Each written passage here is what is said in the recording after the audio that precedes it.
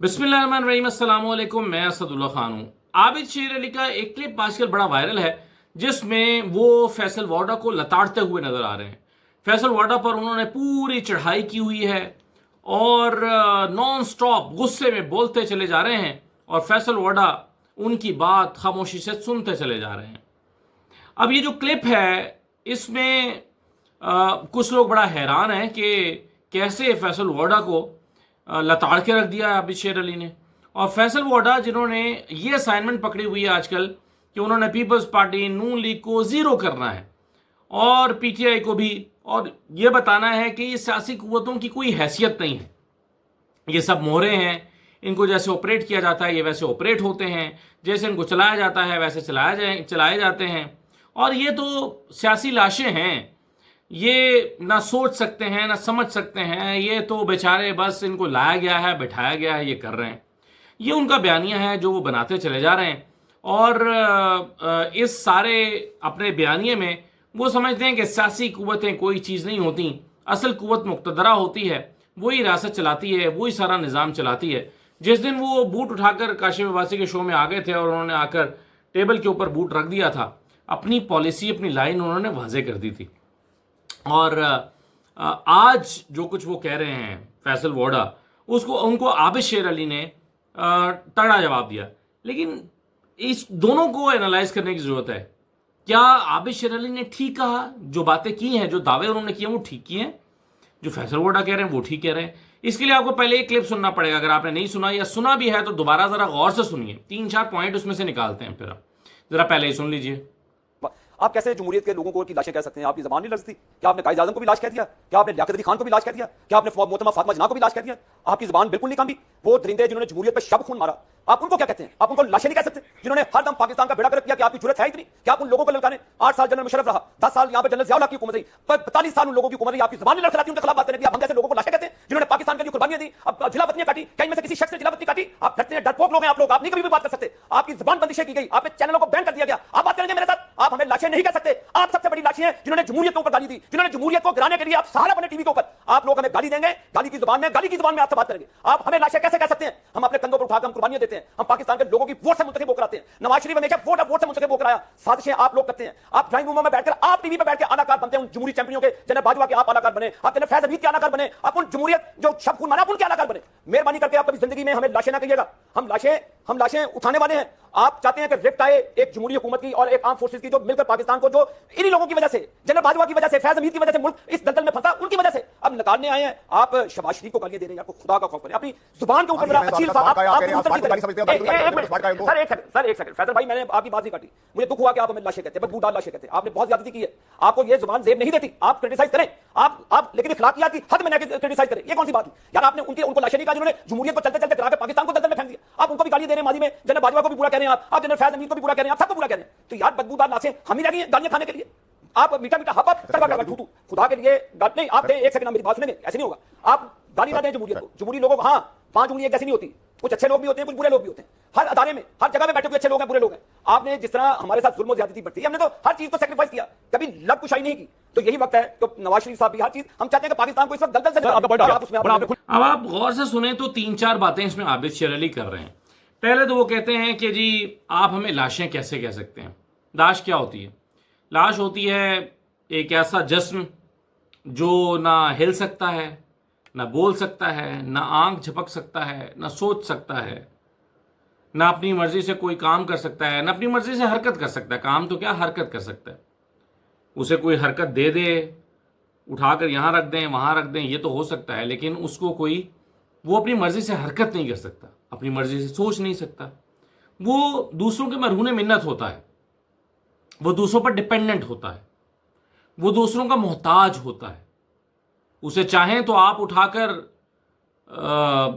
मकबरा बना दें, चाहे तो कब्र के अंदर उतार दें, चाहे तो घंटों या कई दिन तक पड़ा रहने दें, और चाहे तो उसे लटका दें। लाश यही होती है ना। लाश के साथ इसी तरह के ट्रीटमेंट हमने देखे हैं। तो क्यों फैसल वाडा इन्हें लाशें कहते हैं? वो इसलिए कहते हैं कि वो समझते हैं कि ये अब चाबी वाले खिलौने हैं, इनको ऑपरेट किया जाता है तो ये ऑपरेट होते हैं, ये खुद ब खुद नहीं सोच सकते। इन्हें जो कहा जाता है इन्हें करना पड़ता है। शहबाज शरीफ साहब को जो कहा जाएगा वो करना पड़ेगा। इन्हें कहा जाएगा कि पेट्रोल पर रिलीफ देना है तो देंगे, कहा जाएगा नहीं देना तो नहीं देंगे, कहा जाएगा कि ये रिलीफ बलूचिस्तान के लिए जाएगा तो वो करना पड़ेगा। शहबाज शरीफ अपनी मर्जी से कोई कदम नहीं उठा सकते। इवन पीपल्स पार्टी का भी यही हाल है। पीपल्स पार्टी को भी आप देख लें, कहे चले जा रहे हैं नहरों के मामले पर हम फिर हुकूमत का साथ छोड़ देंगे, लेकिन ऐसे आसानी से छोड़ नहीं सकते। तो इसीलिए तो लाशें कहा जा रहा है इनको। लेकिन इसका आबिद शेर अली इतना बुरा क्यों मान गए? आबिद शेर अली कहते हैं जी हमारी पॉलिटिकल स्ट्रगल है, हम लाशें नहीं हैं।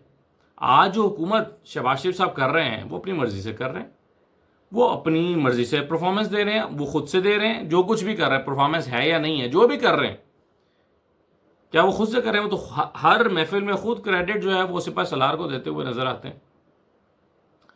तो इस सेंस में या इन मानों में तो आज की सियासी जमातों को जो मुक्तदरा के कहने पर चलती हैं या उन्हीं के कहने पर लाई गई हैं, ज़बरदस्ती फॉर्म 47 पर बनाई गई हैं, तो उन्हें लाशें कहना इस तरह से गलत भी नहीं है। दूसरा, यानी एक आबिद शेर अली का इस पर डट जाना या खड़े हो जाना और जवाब में बातें सुनाना आज के हालात में तो समझ से बालातर है। वो कहते हैं हम आवाम से वोट लेकर आए हैं, यह आबिद शेर अली ने कहा इसी क्लिप में जो मैंने आपको सुनवाया, हम आवाम से वोट लेकर आए हैं। ये तो सरीहन गलत बयानी है। कहाँ से वोट लेकर आए हैं जी आप? आपको नहीं पता फॉर्म 47 पे आप बनाए गए हैं? फॉर्म 45 लोग हाथों में लिए फिर रहे हैं। 70 हज़ार की लीडें खत्म की गई, 1 लाख की लीड खत्म की गई। गुजरात में 1.25 लाख वोटों की लीड खत्म कर दी गई। सलमान अकम राजा और ओन चौधरी के हलके में भी 1 लाख की लीड खत्म कर दी गई। 70,000 और 60,000 की लीड खत्म करना तो मामूली बात है। कौन से वोट लेकर आए आप? ये नवाज शरीफ बैठे हैं पार्लियामेंट में डॉक्टर यास्मीन राशिद की सीट पर कब्जा करके, तो कहाँ से नवाज शरीफ जीत कर आए हैं? नवाज शरीफ किसके वोट लेकर आए हैं? तो ये दावा ही गलत है कि वो वोट लेकर आए हैं। मैं ये जो आबिद शेर अली के सारे दावे आपको बता रहा हूं जो गलत है, इसका मतलब ये नहीं है कि जो फैसल वोडा कह रहे हैं वो बड़ी ज़बरदस्त बात कर रहे हैं, उसको बाद में ज़रा देखते हैं। तो हम आवाम के वोट लेकर आए हैं, ये बिल्कुल ही गलत बात है। फिर वो कहते हैं नवाज शरीफ हमेशा वोट से मुंतखब होकर आया है, ये उससे भी बड़ा झूठ है। नवाज शरीफ पहली मर्तबा जब सियासत में आए, फाइनेंस मिनिस्टर बना दिए गए पंजाब के, तो आप ये देखें कि पंजाब में जनरल जिलानी ने उनको अपने गमले में उगाया। फिर आईजीआई ने पूरा जोर लगाया, पैसे खर्च किए, बेनज़ीर की हुकूमत ख़त्म की, न जाने क्या कुछ जनरल हमीद गुल ने किया, तो जाकर कई जमातों के इत्तेहाद के नतीजे में नवाज शरीफ साहब वज़ीर आज़म बने। धक्के से जोड़ तोड़ करके, इधर से मिला, उस जमात को शामिल करो, उसको करो, वही रिवायती जोड़ तोड़ जो आज होती है वो तब भी थी। तो नवाज शरीफ साहब धक्के से वज़ीर आज़म बना दिए गए। तो कहाँ से अपने वोटों से आए जी मुंतखब होकर? फिर अभी आज देख लें, इससे पहले पीडीएम की हुकूमत देख लें, शहबाज शरीफ साहब, चलिए वो अगर नवाज शरीफ का इस्तारा हैं तो कैसे आए हैं? अवाम के वोट तो इमरान खान के लिए थे। अभी 2024 में कैसे आए हैं? अवाम के वोट तो किसी और के लिए थे, अवाम के वोट तो इनके लिए नहीं थे। तो ये दावा भी गलत हो गया कि नवाज शरीफ हमेशा वोटों से मुंतखब होकर आया। नवाज शरीफ तो अपनी सीट नहीं जीत सका बेचारा, तो अवाम के वोटों से कहाँ से मुंतखब होकर आया? फिर वो कहते हैं आप जनरल फैज़ और बाजवा के आलाकार बने, फैसल वाडा को ताना दे रहे हैं। ठीक है, ये ताना उनके लिए बिल्कुल सही है, लेकिन दे तो वो शख्स ना जो आलाकार ना बना हो। आबिद शेर अली साहब की जमात जनरल बाजवा और जनरल फैज़ हमीद से गठजोड़ करके ही पीडीएम की हुकूमत बना के इक़्तिदार में आई। आपको याद नहीं है मोहम्मद ज़ुबैर साहब ने क्या दावे किए? मोहम्मद ज़ुबैर साहब ने फरमाया कि मुझे बुलाया गया पीडीएम बनाने, पीडीएम का इत्तेहाद कायम करने, और फिर पीडीएम के बाद उसके बाद पूरा प्लान डिस्कस किया गया, और फिर हमने देखा कि वो पीडीएम जो है उसने इमरान खान की हुकूमत ख़त्म की। वजह क्या थी? जनरल बाजवा चाहते थे कि एक एक्सटेंशन वो इमरान खान से ले चुके हैं, दूसरी एक्सटेंशन वो नवाज शरीफ से लेंगे, क्योंकि इमरान खान अब उनको एक्सटेंशन नहीं देगा। और अगर वो सारे मुकदमा ख़त्म करके نواز شریف اور شہباز شریف اور ان کے خاندان کی مقدمات سے جان چھڑا کے نواز شریف کو پاکستان واپس لانے کے لیے راہ ہموار کریں تو نواز شریف اس احسان کے بدلے انہیں ایکسٹینشن دے دیں گے. یہ کیلکولیشن تھی، اور اس سلسلے میں انہوں نے جنرل باجوہ نے فیض حمید کو بھی استعمال کیا اور اپنے اس خاکے میں رنگ بھرنے کے لیے پورا زور لگایا. تو اعلی کار کون بنا؟ نواز شریف صاحب بنے. اعلی کار کون بنا؟ شہباز شریف صاحب بنے. تو نواز شریف اور شہباز شریف جنرل باجوہ اور فیض حمید کا اعلی کار بن کے جو ہے وہ ان کو چلاتے رہے اور استعمال کرتے رہے، اور یہ جو اپنے مقاصد حاصل کرتے رہے. اس میں یہ ہوا کہ نواز شریف نے بھی اپنا مقصد حاصل کر لیا، شہباز شریف نے بھی حاصل کر لیا. تو یہ بات بھی غلط ہے. تو عابد شیر علی جو بڑا جذباتی ہو گئے، تو اصولی طور پر آج کے سیاسی حالات میں تو ان کا جذباتی ہونا نہیں بنتا، اور ان کے موقف میں کوئی حقیقت، کوئی سچائی موجود نہیں ہے. لیکن اس کا کیا یہ مطلب ہے کہ فیصل وارڈر ٹھیک کہہ رہے ہیں؟ فیصل وارڈر ٹھیک بھی کہہ رہے ہوں تو اصولی طور پر یہ غلط موقف ہے، یہ غلط بات ہے.